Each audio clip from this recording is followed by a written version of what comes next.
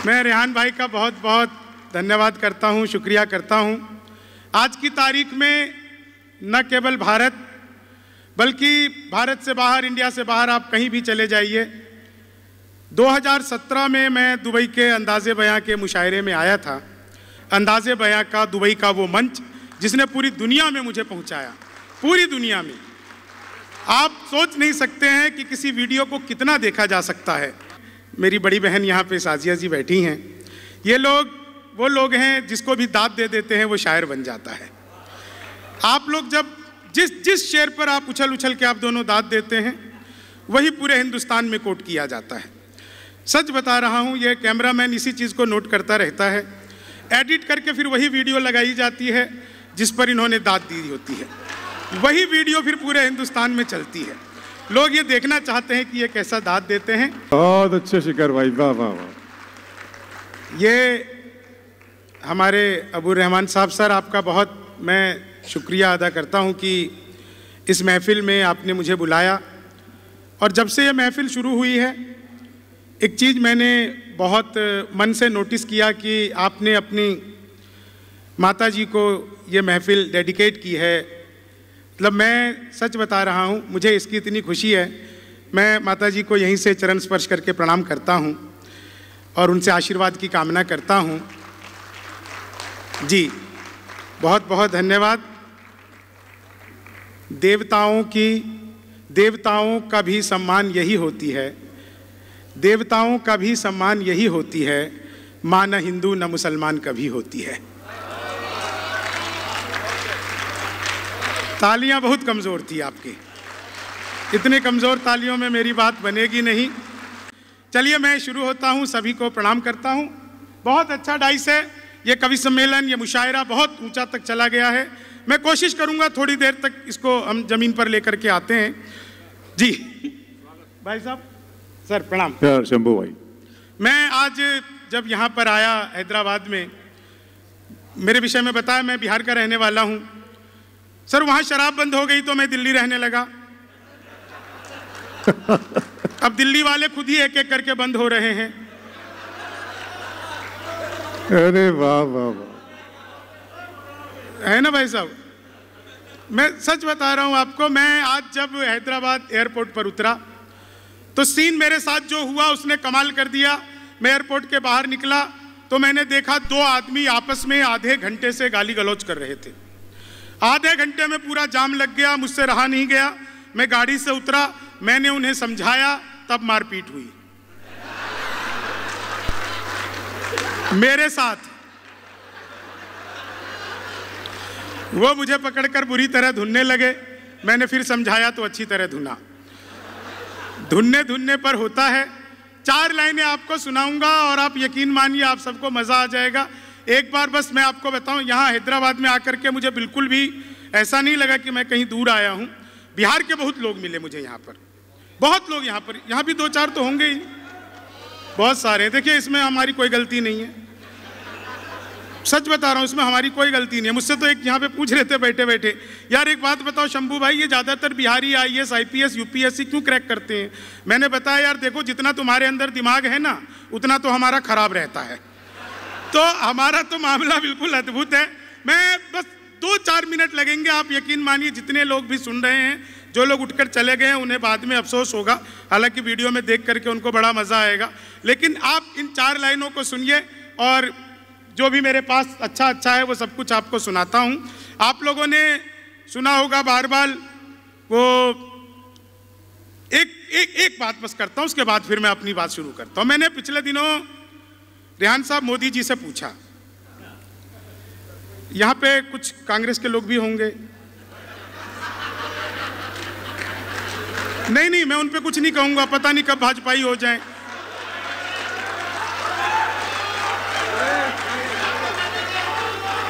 भाजपा के भी होंगे, वो कब कांग्रेसी हो जाएं। तो इसलिए मैं नेता पर कुछ नहीं कहता। अभी चुनाव चल रहे हैं 5 स्टेट में, आप सबको पता है, कई चरणों में चुनाव है। हैदराबाद के लोगों, चुनाव सिर्फ 2 चरण में होते हैं। ये कहने की बात है कि इलेक्शन कमीशन 5 चरण में 10 चरण में चुनाव करवा रहा है, सिर्फ 2 चरण में होते हैं। पहले चरण में नेता जनता के चरणों में होता है।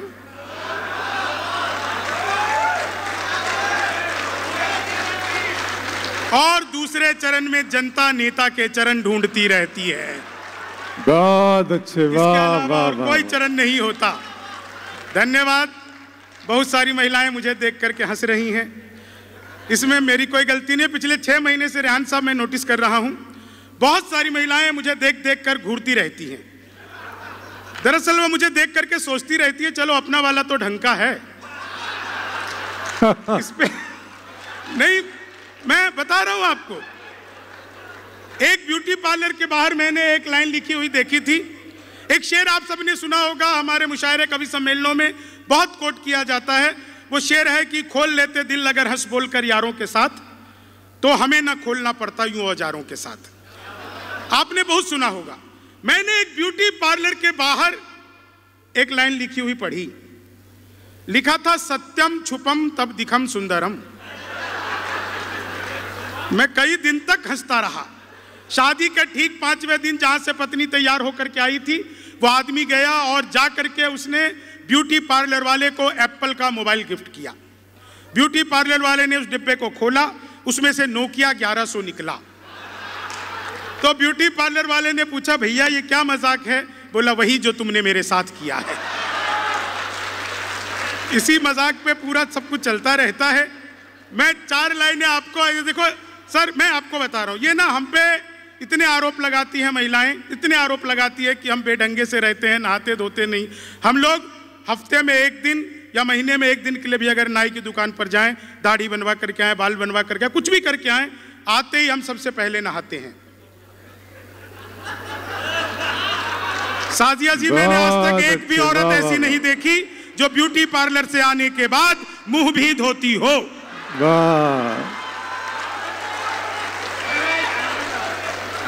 एक भी नहीं देखी। मैं सच बता रहा हूं सर, यहां पे बहुत बिहारी है, इसमें हमारी कोई गलती नहीं है। सारा कसूर हैदराबाद के लोगों का। ये बड़े बड़े पांडाल लगाते हैं, कीर्तन मंडली बुलाते हैं, भजन करवाते हैं, राधे राधे जपो, चले आएंगे बिहारी। अब कलयुग में वो बिहारी आ नहीं सकते, हमें ट्रेनों में ठुस ठुस कराना पड़ता है। मैं इलेक्ट्रॉनिक शॉप पे गया, मैंने जाकर पूछा टीवी कितने का दे रहे हो? बोला जी हम बिहारियों को टीवी नहीं देते। मैंने कहा तुझे कैसे पता लगा? बोला निकल यहां से। अगले दिन मैं सूट बूट हैट नकली मूछें। मैंने कहा ये टीवी कितने का दे रहे हो? बोला तुझे कल भी मना किया था। अगले दिन मैं बुर्का में चला गया। मैंने कहा भैया ये टीवी कितने का दे रहे हो? बोला भाई साहब आपको 2 दिन से मना कर रहा हूं, हम बिहारियों को टीवी नहीं देते। मैंने कहा ठीक है मत दे, लेकिन ये बता तुझे पता कैसे लगता मैं बिहारी हूं? बोला बेटा जिसे तू टीवी कह रहा है वो माइक्रोवेव है। ये जो माइक्रोवेव को टीवी बताने का कॉन्फिडेंस बिहार लेकर के आया। दुनिया में सबसे ज्यादा ईमानदार नेता हमारे बिहार के आदरणीय लालू प्रसाद यादव, जिस जेल का उद्घाटन किया खुद उसमें बंद रहे। यह होती है उद्घाटन की जिम्मेदारी। और मैं अगली एक टिप्पणी में पूरी महफिल आप लोगों के हवाले कर दूंगा। पिछले दिनों सर चीते आए, तो मैंने चीते से पूछा, मैंने कहा तुम भारत आ रहे हो, इंडिया आ रहे हो, चीतो तुम्हें यहां आते हुए डर नहीं लग रहा? बोले नहीं हम वहीं से बीजेपी ज्वाइन करके आए हैं। और जिन चीतों ने मुझे देखकर सीटी किसने बजाई? मैं सच बता रहा हूं, अपनी आंखें चेक करवाओ, मैंने खाली बाल बड़े किए हैं।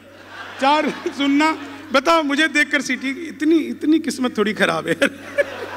4 लाइन सुनना, आप लोग मजे लेना। बहुत अच्छा आप लोग सुन रहे हो, मजा। मैं पिछले दिनों दुबई गया था, जिस कार्यक्रम में मुझे रेहान भाई ने बुलाया था, और सच बता रहा हूँ उस कार्यक्रम का मैं आज तक अपने ऊपर जो है एक एहसान मानता हूँ। तो और कई चीज ऐसी होती है हमारे पास जिसका कुछ बस क्लिक कर गया वहां से, ऐसा कि पूरी दुनिया में मैं छा गया। लेकिन मैं आपको बताऊं दुबई पे मैंने सर 3 लोग, मैं जब गया तो 3 लोग मुझे मिले थे। वहां पे मैंने देखा 3 आदमी, एक अमेरिका का, एक दुबई का और एक हैदराबाद का। अब आप कहोगे कि वह हैदराबाद का ये तुमने कैसे पहचाना? भाई यूपी का भी हो सकता है, महाराष्ट्र का भी हो सकता है, हैदराबाद का है कैसे पता? उसकी हरकतों ने मुझे बता दिया कि हो न हो ये हैदराबाद का ही है। 3 लोग चाय पी रहे थे, एक अमेरिका का, एक दुबई का और वो एक हैदराबाद का। चाय खत्म करते अमेरिका के व्यक्ति ने कप को उल्टा रख दिया, दुबई वाले ने सीधा रख दिया। अब उस तीसरे ने देखा इसने उल्टा रखा, इसने सीधा रखा, हमें कुछ अलग करना चाहिए। उसने कप को बड़ी मुश्किल से आड़ा करके टिकाया, तो दोनों हंसने लगे, बोले ये क्या किया? बोले पहले तुम बताओ। बोला कुछ नहीं, अमेरिका वाला मुझे चाय और नहीं चाहिए इसलिए मैंने कप को उल्टा रख दिया। दुबई वाला बोला देखो मुझे चाय और चाहिए इसलिए सीधा रख दिया। अब वो हैदराबाद का बोला भैया और चाय है तो दे दो, नहीं है तो रहने दो। चाय खत्म करते अमेरिका के व्यक्ति ने कप को हवा में उछाला, जेब से रिवॉल्वर निकाली और उड़ा दिया धाएं। बोले ये तुमने क्या किया? बोले हम अमेरिका वाले जिस कप में एक बार चाय पी लेते उसमें दोबारा चाय पीते नहीं। अब इतना सुनते ही वो दुबई वाले ने सोफा उछाल दिया, रिवॉल्वर निकाला, उड़ा दिया। बोले तुमने क्या किया? बोले हम दुबई वाले जिस सोफे पर बैठकर एक बार चाय पी लेते हैं फिर उसमें कभी दोबारा चाय नहीं पीते। सर वो हैदराबाद वाला, उसने निकाला कट्टा, उसका रिवॉल्वर से क्या लेना देना? उसने एक मारा अमेरिका वाले को धाएं, एक दुबई वाले को धाएं। तो मैंने ही पूछा, वो तो बचे ही नहीं थे। मैंने कहा भैया ये तुमने क्या किया? बोले हम हैदराबाद वाले जिसके साथ बैठकर एक बार चाय पी लेते हैं फिर उसके साथ कभी दोबारा चाय पीते ही नहीं है। तो मामला बिल्कुल अद्भुत है। मैं इलेक्ट्रॉनिक शॉप पे गया, सच बता रहा हूं आपको, आप लोग जितनी मस्ती से सुन रहे हैं, मैंने अखबार में एक विज्ञापन देखा, लिखा था घर बैठे मिठाई मंगवाइए। मैंने कहा ये पिज्जा बर्गर तो खूब मंगाया, मिठाई कैसे मंगवाएंगे? अच्छा मैं अभी दुबई के बाद अभी मैं अमेरिका गया था, 10-12 दिन पहले मैं वहीं था। मैं वहाँ पे ये धोती कुर्ता पहन के घूम रहा था टाइम स्क्वायर पे। एक अंग्रेज आ गया पीछे से, बोला व्हाट इज दिस? मैंने कहा धोती। बोला व्हाट धोती? मैंने कहा फुली एयर कंडीशनर। हाँ ये 4 लाइन सुनना। मैंने अखबार में विज्ञापन देखा, लिखा था घर बैठे मिठाई मंगवाइए। मैंने कहा पिज्जा बर्गर तो खूब मंगाया, मिठाई कैसे मंगवाएंगे? तो मैंने अखबार में दिए हुए नंबर पर कॉल किया, उधर से कंप्यूटर रिकॉर्डेड आवाज आने लग गई। बोले जी नमस्कार, अग्रवाल स्वीट कॉर्नर पर आपका हार्दिक स्वागत है। मिठाई लेने के लिए 1 दबाइए, चाट पापड़ी के लिए 2 दबाइए, गजक नमकीन के लिए 3 दबाइए, गोलगप्पों के लिए 4। मुझे मिठाई चाहिए थी, मैंने 1 दबा दिया। सब कुछ एक ही दुकान पर मिलती है। मैंने जैसे ही 1 दबाया वो फिर से शुरू हो गए। बोले लड्डू लेने के लिए 1 दबाइए, बर्फी लेने के लिए 2 दबाइए, जलेबी लेने के लिए 3, रसगुल्ले के लिए 4। मुझे लड्डू चाहिए था, मैंने फिर 1 दबा दिया। बेसन के लड्डू लेने के लिए 1 दबाइए, मोतीचूर के लड्डू लेने के लिए 2 दबाइए, तिल के लड्डू लेने के लिए 3 दबाइए, गोंद के लड्डू लेने के, मुझे बेसन के चाहिए था, मैंने फिर 1 दबा दिया। 1 किलो लेने के लिए 1 दबाइए, 2 किलो लेने के लिए 2 दबाइए, 3 किलो लेने के लिए 3, 100 किलो के लिए 4। 1 दबाना था, गलती से 4 दब गया। मैंने वही किया जो आप लोग करते, तुरंत ही फोन काट दिया।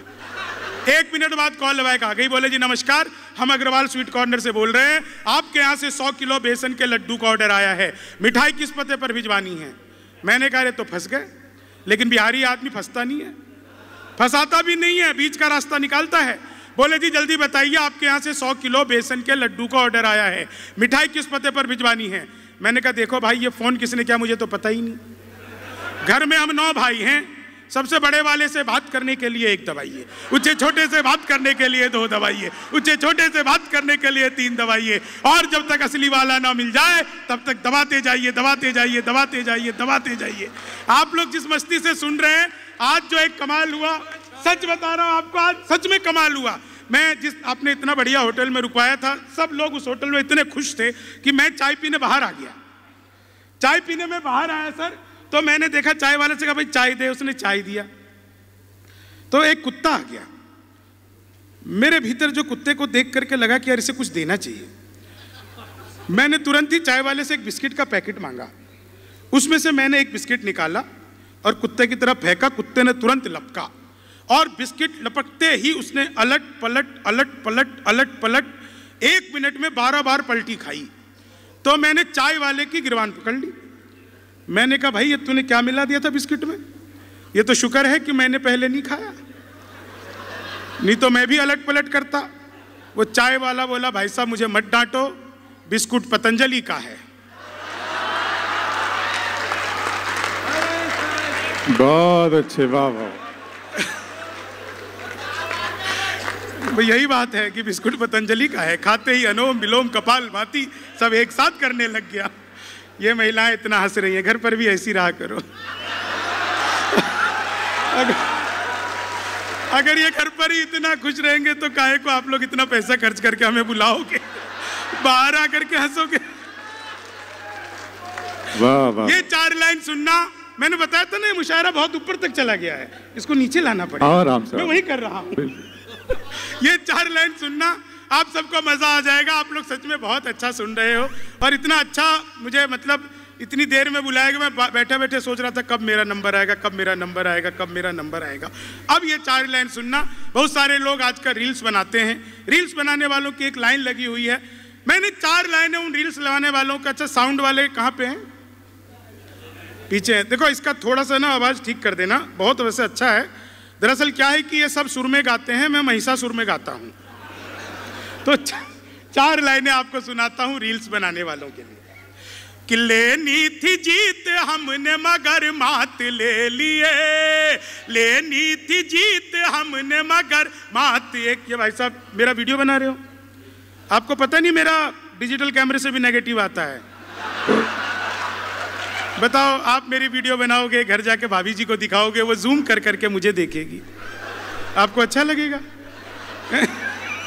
लेनी थी जीत हमने मगर मात ले लिए, कितने हसीन देखिए जज्बात ले लिए। दूल्हा बेचारा रील बनाने में रह गया, दुल्हन ने फेरे पंडित जी के साथ ले लिए, दुल्हन ने फेरे पंडित जी के साथ ले लिए। ये 4 लाइन सुनना, आप सब पढ़े लिखे लोग, आप सबको आनंद आ जाएगा इन 4 लाइनों पे। कि वादा जो करो उससे तो इतना ना निभाना, वादा जो करो उससे तो इतना ना निभाना, पड़ जाए लेने देने ना कोई राज बताना। बेटी बचाओ बेटी पढ़ाओ तो ठीक है, भूले से भी पत्नी को एसडीएम ना बनाना, भूले से भी पत्नी को एसडीएम। मैं आपको बता रहा हूं, अभी मैंने अपनी सगी पत्नी से पूछा, नहीं सच बता रहा हूं रेहान साहब, सगी पत्नी से पूछा, सगी से ही पूछ सकते हो, बाकी से तो पूछने की जरूरत भी नहीं पड़ती। मैंने अपनी सगी पत्नी से पूछा, मैंने कहा क्या मैं तुम्हारे सपनों में आता हूं? बोली नहीं, मैं हनुमान चालीसा पढ़कर सोती हूं। तो मामला अपना अद्भुत है। ये 4 लाइन सुनना, ये आप सब बहुत अच्छा सुन रहे हो। कि भगवान मेरा साथ आप यूं भी निभाना, किस्मत के खेल में मुझे ऐसे भी जिताना, सलमान के जैसे भले बीते ये जवानी, लेकिन बुढ़ापे में अनूप जलोटा बनाना, लेकिन बुढ़ापे में। आप लोगों ने बार बार सुना होगा 56 इंच का सीना, 56 इंच का सीना आप सबने सुना होगा। अब मैं साहब इसको 4 लाइनों में आपको 56 इंच का मजा देता हूं। कि चेहरे पे एक रुआब नया चढ़ ही जाता है, इतिहास में मुकाम नया गढ़ ही जाता है, शादी के बाद भी अगर साथ ना रहे, सीने का नाप इंच इंच बढ़ ही जाता है, सीने का नाप इंच इंच बढ़ ही। उत्तर प्रदेश में योगी जी की सरकार आई तो पहला काम किया एंटी रोमियो, जैसे जूलियट की गलती ना हो, आधार कार्ड मिलवा के पीटे जा रहे थे। मैंने 4 लाइनें लिखी। कि जुल्फों में उंगलियों को फिराने नहीं देते, जुल्फों में उंगलियों को फिराने नहीं देते, कलियों के पास भंवरे को जाने नहीं देते, इतनी सी शिकायत है हमें योगी आपसे, खुद से न पटी हमको पटाने नहीं देते, खुद से न पटी हमको खुद से न। और जो विशेष फरमाइश की गई है कि चीनी को जमा करके फिर से गन्ना बना दूं। इस गजल के सारे शेर अद्भुत है। चीनी को, मैं बता रहा हूं, सच बता रहा हूं, मैं तो अद्भुत ही कवि हूं। क्लास में अध्यापक आए, बोले कौन बेवकूफ है खड़ा हो जाए, तो मैं ही खड़ा हो गया। बोले तुम बेवकूफ हो, मैंने कहा नहीं सर आप अकेले खड़े अच्छे नहीं लगते हो। चीनी को जमा, हालांकि सर भी खड़े हो गए, कि चीनी को जमा करके फिर से। मैं आपको सच बता रहा हूं, पिछले दिनों मोदी जी गए थे नासा, वैज्ञानिकों ने 2 मिसाइलें दी। मोदी जी ने पूछा इन मिसाइलों का मैं क्या करूंगा? वैज्ञानिक बोले सर आपको तो आदत है, फेंक देना। चीनी को जमा कर, आपकी दांत बहुत कमजोर है दोस्तों, इतने कमजोर दांत में मजा नहीं आएगा। चीनी को जमा करके फिर से। मैं सच बता रहा हूं, मैंने पिछले दिनों मोदी जी से पूछा मोदी जी आपकी नीयत क्या है? मोदी जी बोले मेरी नीयत पाक साफ है। चीनी को जमा करके फिर से आपको इन 4 लाइनों पे और ज्यादा मजा आ जाएगा जो मैं आपको सुना रहा हूं। हिंदी के अध्यापक आए और ये देखो हास्य व्यंग क्या होता है, पूरे मंच का, पूरे डाइस का आशीर्वाद चाहूंगा। हिंदी का अध्यापक है, बिल्कुल नया सुनना रेहान सर। और पूछ लिया माल्यार्पण किसे कहते हैं। मैंने कहा जब सरकार हमारी सारी संपत्ति जोड़कर माल्या को अर्पित कर दे तो उसे माल्यार्पण कहते हैं। चीनी को, वो हिंदी वाला फिर आ गया, बोला लड़की में बड़ी की मात्रा है कि छोटी की। मैंने कहा पहले लड़की दिखाओ। लड़की बड़ी हुई तो बड़ी की, छोटी हुई तो भी बड़ी की, हमें तो लड़की देखने से मतलब। चीनी को, वो गणित वाला आ गया, बोला मैंने तुम्हारे पिताजी को 2000 रुपए 6% ब्याज पर 10 दिन के लिए दिए, तो 10 दिन बाद कितना लौटाएंगे। मैंने कहा वो नहीं लौटाएंगे। बोले क्यों, तुम्हारे पिताजी गणित नहीं जानते। मैंने कहा जी आप मेरे पिताजी को नहीं जानते। चीनी को जमा करके, वो गणित वाला गया ही नहीं, बोला दशमलव किसे कहते हैं। मैंने कहा जब लगातार 10वीं बार लब हो जाए। चीनी को, गणित वाले ने फिर पूछा, बोले एक्स की वैल्यू बताओ। मैंने कहा जो हमें छोड़कर चली गई, हमारी नजरों में उसकी कोई वैल्यू नहीं है। चीनी को जमा करके, दादा भी हंस रहे हैं। दादा आपको भी एक्स की वैल्यू पता है। चीनी, हालांकि इस उम्र तक आते आते आदमी को डबल एक्स की वैल्यू भी पता चल जाती है। चीनी को जमा करके फिर से, मैं सच बता रहा हूं आपको, वो एक टीचर ने पूछ लिया, बोले कोई लड़की तुम्हारा मन चुरा ले उसे क्या कहेंगे। मैंने कहा मंचूरियन। चीनी को जमा कर, मेरा दोस्त बोला सर मौका लगे तो शादी कर ले। मैंने कहा मौका ही लग जाए तो शादी करके क्या करूंगा। चीनी को जमा करके फिर से, सर रेहान सर, मेरे पड़ोस में रोज एक लड़की नागिन डांस करती थी, रोज नागिन डांस करती थी। एक दिन मैंने घंटी बजाई, वो बाहर निकल करके आई। मैंने पूछा तुम ही रोज नागिन डांस करती हो। बोली हाँ। मैंने कहा कभी डस भी लो। चीनी को जमा करके, अच्छा आप लोग जितना मजे ले रहे हो ना, अंग्रेजी के अध्यापक आ गए, बोले खूबसूरत लड़की को अंग्रेजी में क्या कहते हैं। मैंने कहा जी खूबसूरत लड़की को अंग्रेजी में आई लव यू कहते हैं। चीनी को, ये 4 लाइनें सुनना। विज्ञान के अध्यापक आए, बोले बच्चे का पैदा होना सोशियोलॉजी का टॉपिक है कि बायोलॉजी का। मैंने कहा जी बच्चे का चेहरा मोहरा माता पिता पे गया हो तो बायोलॉजी का। चीनी को जमा करके फिर से, क्या समझदार लोग हैं साहब, आधे में ही समझ जाते हो। नहीं मैं आपको सच बता रहा हूं, ये बड़े शहर है, महानगर है, हैदराबाद। महानगरों में अगर आपको सगी पत्नी से सगा पुत्र प्राप्त हो जाए तो ईश्वर की इससे बड़ी रहमत आपके ऊपर हो ही नहीं सकती है। चीनी को और आप लोग जो इतनी देर से मुस्कुरा रहे हो ना, इतनी देर से हंस रहे हो, यही ऊपर वाले का सबसे बड़ा करम है हमारे ऊपर कि सबके चेहरे पर मुस्कुराहटें हैं, सबके चेहरे पर हंसी है। मैं चुटकुले सुनाता हूँ, शायरी सुनाता हूँ, कविताएं सुनाता हूँ, अपने ऊपर हंसाता हूँ। अंजुम रहबर जी का एक शेर मैं अपने लिए कोट करता हूँ कि अपने जख्मों को भी आईना बनाया हमने, आपको हंसता हुआ चेहरा दिखाने के लिए। इतना आसान नहीं खुद का तमाशा करना, कलेजा चाहिए लोगों को हंसाने के लिए। आखिरी 4 लाइनें पढ़ता हूं और आप लोगों से इजाजत चाहता हूं और बहुत बहुत धन्यवाद करता हूं, बहुत बहुत अंदाजे बयां और को। वो इसलिए करता हूं क्योंकि मुझे सर ये वीडियो पूरी दुनिया में जाएगी, वो लोग भी देखेंगे जिन्होंने मुझे आज तक नहीं बुलाया।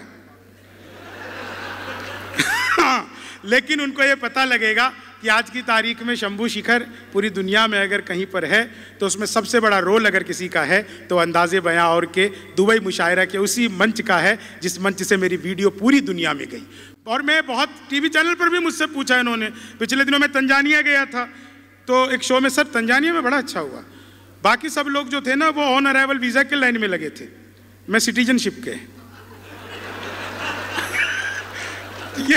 ये 4 लाइन सुनना नहीं। मैं देखो ये महिलाओं को मैं सच में फिर से एक बार प्रणाम करता हूं।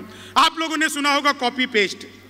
इस कॉपी पेस्ट का आविष्कार हिंदुस्तान में हुआ और हमारी महिलाओं ने किया। वो नीचे वाले होठों पर लिपस्टिक लगाती है, ऊपर पप पप पप पप पप, हो गया कॉपी पेस्ट।